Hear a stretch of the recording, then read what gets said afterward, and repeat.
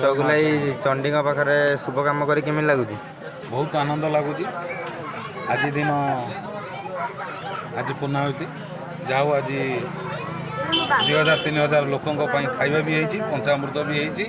जहाँ मो पाखे कलेश दादा भी अच्छा अकाउंट इयर जी भी पैसा पत्र देवे दान बक्स ये भी बक्स खोला अच्छी दादा भी अच्छा।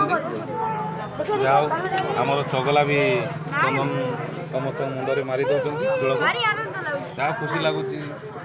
केते दिन पर आम बालीगुरी ग्रामर मंदिर प्रतिष्ठा है चंडी मंदिर बहुत दिन मंदिर ये आमर ग्रामवासी मानू सुख दुखरे साह हो कार क्षति क्षयक्षति किसी कर